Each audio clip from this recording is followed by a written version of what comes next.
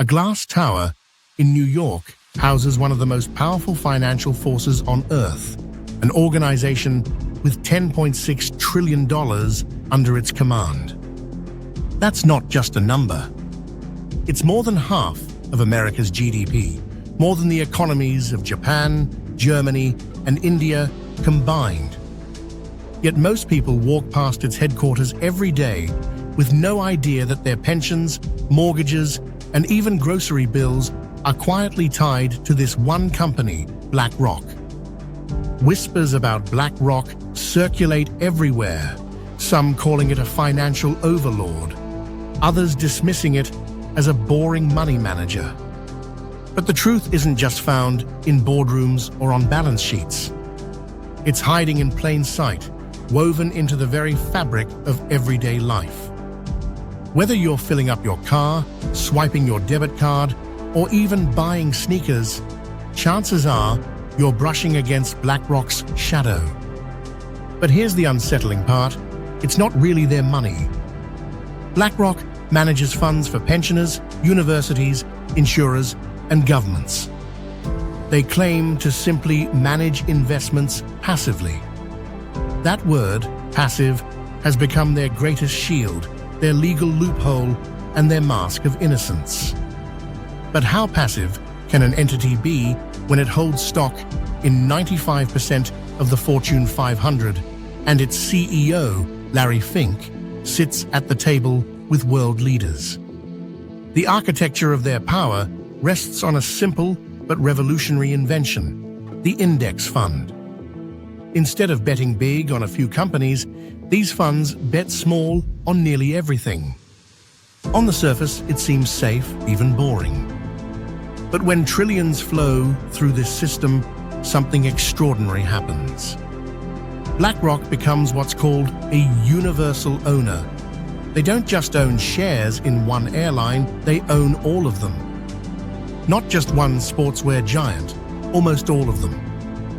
That's where the story turns from finance into something darker. If all major players share the same biggest shareholders, why fight each other on price? Why innovate at the expense of profit margins? Competition, the engine of capitalism, slows. Consumers feel the squeeze as costs rise. Workers feel it in stagnant wages.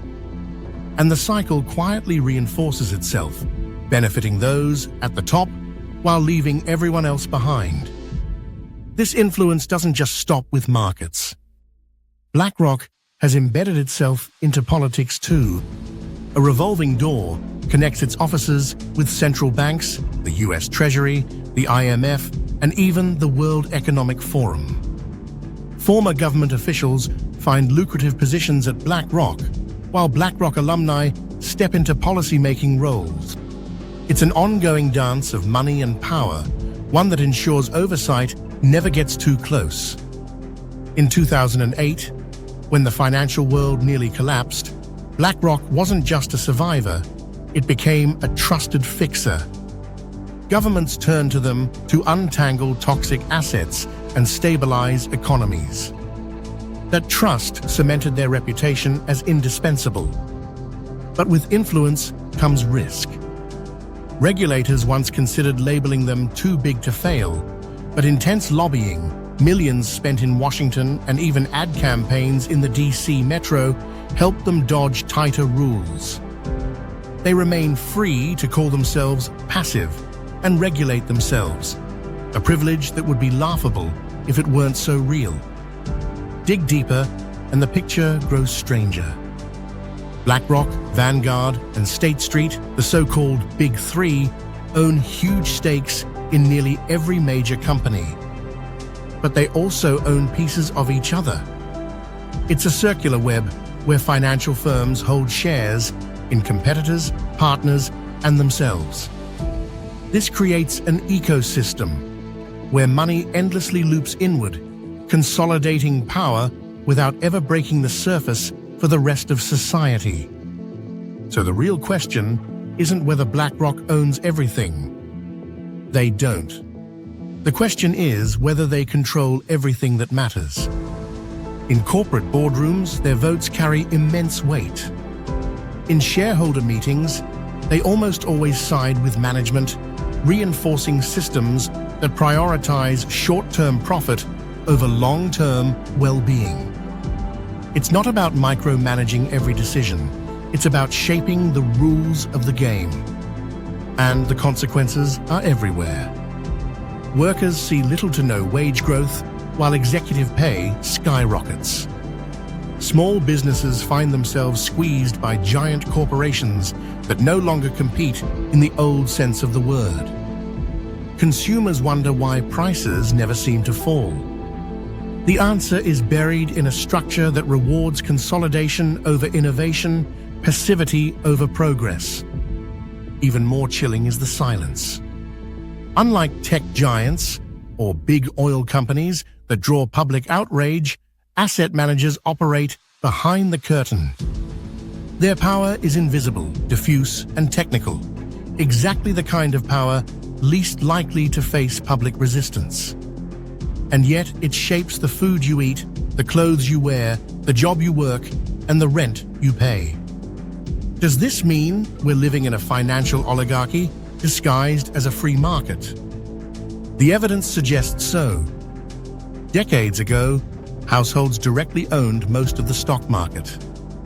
Today, ordinary families hold less than half, with the vast majority concentrated in the hands of the wealthiest 10%. The system has shifted from shareholder democracy to shareholder monarchy, with BlackRock and its peers holding the crown. Still, BlackRock didn't create the system. They perfected it. They exploited every loophole, scaled every opportunity, and built an empire out of ordinary people's retirement funds. But while they profit, the people who generate the real wealth, workers, consumers, taxpayers, have little say in how it's used. This is the paradox. BlackRock is not the villain of a movie plot, twirling its mustache while controlling the world from the shadows. It's more subtle and perhaps more dangerous. By controlling just enough, by owning just enough, by lobbying just enough, they keep the machinery turning in their favor. Quietly, relentlessly, legally. The story of BlackRock isn't just about money, it's about power. Power over economies. Power over politics. Power over you without you ever casting a vote for it. And the scariest part? The system that allowed them to rise is still running strong. So when you hear the name BlackRock, don't just think of a faceless company managing distant billions. Think of the pensioner whose future depends on their decisions. Think of the worker whose wages stagnate while executives cash in. Think of the consumer paying a little more every year without realizing why. Because in ways both visible and invisible, BlackRock isn't just managing assets. They're managing the rules of the modern world.